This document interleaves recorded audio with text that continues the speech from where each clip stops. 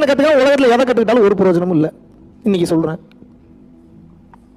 நீங்கள் ஆசைப்படுறீங்களே எனக்கு வந்து ஒருத்தர் இப்படி உதவி பண்ண, நான் ஒரு முக்கியமான கஷ்டத்தில் இருக்கீங்க, ஒரு முக்கியமான கஷ்டத்தில் இருக்கும்போது யாரோ ஒருத்தன் வந்து ஒரு உதவி செஞ்சிட மாட்டானா? தோணுதா தோணலையா? ஹானஸ்டாக சொல்லணும். நீங்கள் எத்தனை பேருக்கு அப்படி இருந்தீங்க?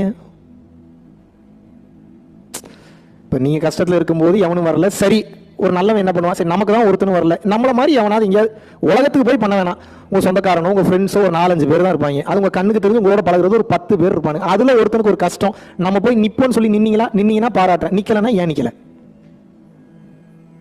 நீங்களே நிற்கல, இன்னொருத்த வந்து எப்படி உங்களுக்கு வந்து நிற்பான்? எப்படி நிற்பான்? உண்மையாகவே புண்ணிய செயல் அதிகமாக செஞ்சுட்டு இருக்கீங்கன்னா உங்களை ஒருத்தன் ஆப்படிக்கிறதுக்கு வெடிகுண்டு வச்சாலும் வெடிகுண்டு வெடிக்காது. அந்த நேரத்தில் எழுதி தரேன் நான், வெடிக்காது.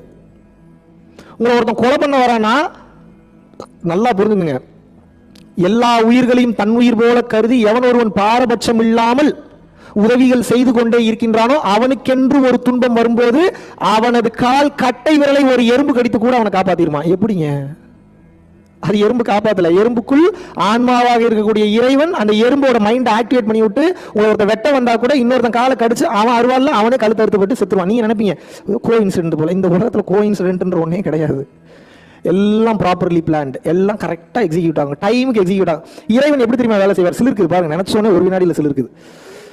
இறைவனோட வலிமையை சொல்லணும்னா இந்த சிவனுடைய அருளோ இறையாற்றலோ பிரபஞ்சத்தின் அருளோ புண்ணிய செல்வின் அருளோ ஒருத்தெல்லாம் பெற்றுட்டான்னு வச்சுங்க, அப்படி நடக்கும். அந்த சேஃப் அப்படின்றது உங்களை சேவ் பண்ணுறதுக்கு உண்டான அந்த கணிக்கவே முடியாதுங்க. அது அப்படி அவ்வளோ வேலை zig zig zig zig zig நடக்கும். அந்த வேலையில் உங்களுக்கு ஒரு நன்மை நடந்துட்டு போயிடும். எங்கே வந்தா எவன் உதவுனா எவன் போனான்னு தெரியாது, ஆனால் நீங்கள் சேஃப் ஆயிருப்பீங்க அந்த இடத்துல.